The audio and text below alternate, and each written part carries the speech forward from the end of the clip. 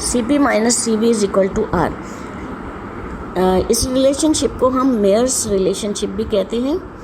अब हमें करना क्या है, दो कंडीशंस लेनी है हमें। एक मरतबा हमें प्रेशर को फिक्स रखना है और क्यू अमाउंट ऑफ हीट हम सप्लाई करेंगे सराउंडिंग से, तो उसमें गैस को 1 मोल ऑफ गैस लेंगे, तो इसके अंदर जो चेंज आएगा एट कांस्टेंट वॉल्यूम, यानी क्योंकि प्रेशर फिक्स है यहाँ पे तो वॉल्यूम को हम बढ़ने ही नहीं देंगे, तो कांस्टेंट वॉल्यूम पे लेना है।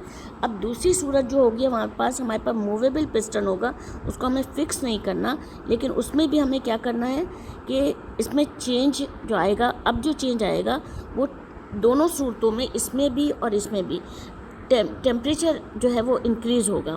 तो इसका मतलब है कि हमारे पास जो इंटरनल एनर्जी है वो टेम्परेचर पे डिपेंड कर रही है। इंटरनल, हमें बस ये याद रखना है इसमें कि internal energy depends on temperature.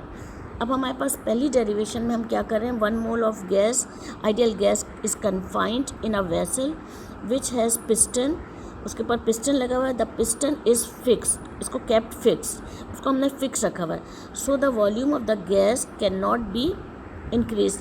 अब क्योंकि हमने यहाँ से इसको फिक्स कर दिया है तो वॉल्यूम नहीं बढ़ पाएगा। अब हम क्यू अमाउंट ऑफ हीट यहाँ से सप्लाई कर रहे हैं, अगर हम small amount of heat supply करेंगे तो इसमें क्या होगा, स्मॉल अमाउंट ऑफ चेंज आएगा। Heat is supplied from the surrounding eight constant volume. Constant volume पहले हमें लेना है, हमें पहले ये चीज़ लेनी है कांस्टेंट वॉल्यूम, फिर कांस्टेंट प्रेशर, ये याद रखिएगा।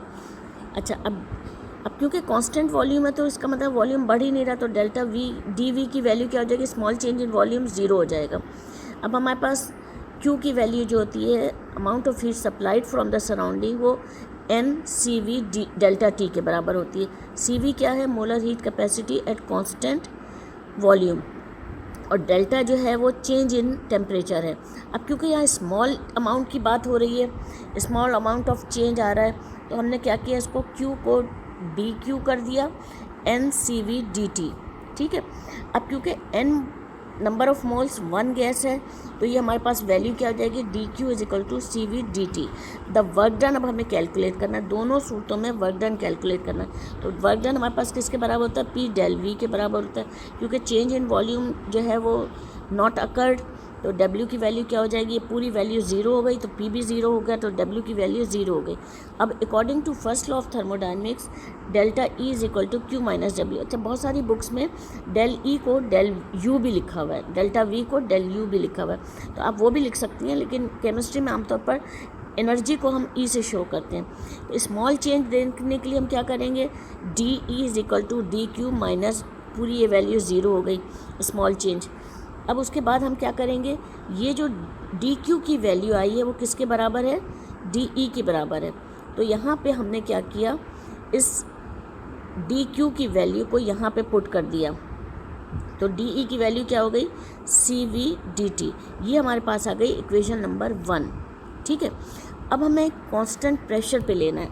कांस्टेंट प्रेशर में हम क्या कर रहे हैं कि यहाँ पर मूवेबल तो पिस्टन है, लेकिन हमको इसको बढ़ने नहीं देना है, ठीक है। इसका मतलब है कि जब हम हीट सप्लाई करेंगे तो इंटरनल एनर्जी में चेंज आएगा, क्योंकि यहाँ पे जो हमारे पास इंटरनल एनर्जी है वो हमेशा राइज इन टेम्परेचर करती है। Now if the piston is movable and by providing heat from surrounding, the temperature rise takes place at constant pressure. यहाँ आप लोग नोट्स में सही कर लीजिए, कांस्टेंट प्रेशर है। तो अब Q की वैल्यू क्या होती है, N C P delta T, ये CP क्या है, molar heat capacity at constant pressure.